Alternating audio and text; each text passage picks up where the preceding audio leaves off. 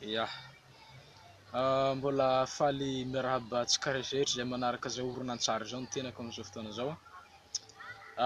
Mbola mitohy ihany ny fanambarana hafatra ho antsika malagasy. Ka ankehitriny moa ny tenako mitodika ho amintsika vahoakan'ny Fianarantsoa, province-ny Fianarantsoa amin'izao fotoana izao. Ny zavatra tiako ampahafantarina zany voalohany indrindra dia mahakasika ny fomba firafi-pitondrana antsika malagasy amin'izao fotoana izao.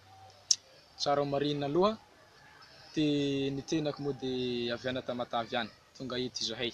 Efa nahatsapany hirifiriny ny fitondrana misy tany Tamatavy tany. Fitondrana misy amintsika eto Madagasikara mihitsy.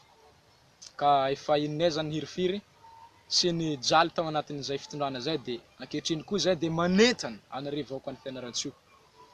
Ka ny zavatra tianay ho ambara zany dia ny momba mahakasika ny fomba fitondrana antsika malagasy. Iarahantsika mahalala tsara moa antsika any Fianarantsoa tena miaina ao anatin'ny ferinaina isan'andro andro aman'alina. Kiaka ny andro ferinaina antsika, alina ny andro dia ferinaina antsika. Dia tsy nanefa ny anton'izany dia noho ny fisiany asan-dahalo, asa ratsy ao amin'ny province-ny Fianarantsoa io, indrindra fa antsika tantsahany tena miferinaina mihitsy ao anatin'izany zavatra zany. Ka ankehitriny moa zalahy izahay tena hanentana anareo izahay ny fototra an'ireny zavatra rehetrarehetra reny dia avy ao amin'ny fanjakanareo ihany. Reo le dahalo ambony latabatra dia manome fitaovana hoentina andeha hanapotehina ny sasany. Ka ankehitriny zay dia manentana anareo zalahy fa ampy zay, mba andaontsika hitolona miaraka amin'ireo député 37 lahy ary ihany koa hiara-nombonantoka amin'ny Andriamatoa Marc Tatandraza. Hitantsika iny fa tena hoe lehibe dahalo izy teo aloha, efa nikuizana.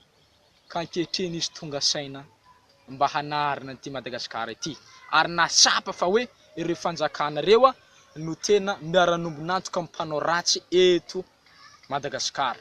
Ianareo Fianarantsoa moa tena miferinaina amin'izay zavatra zay ary miaritra fijaliana andro aman'alina.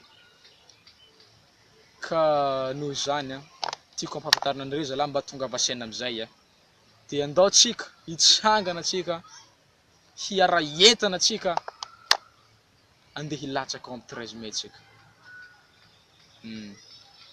Dia hanampy an'ireo député miisa 70 dia hiaraka amin'ny Andriamatoa Marc Tatandraza isika dia tena handeha hanapotika an'ireo mpitondra fanjakana zay manao fanambakana antsika madinika, zay manindritsindry antsika madinika. Aleo rangahy hitsangana amin'izay antsika antsika re manome sakafo an'ireo antsika no miantoka an'ireo, nefa mbola antsika indray lasa mandrora miantsilagny.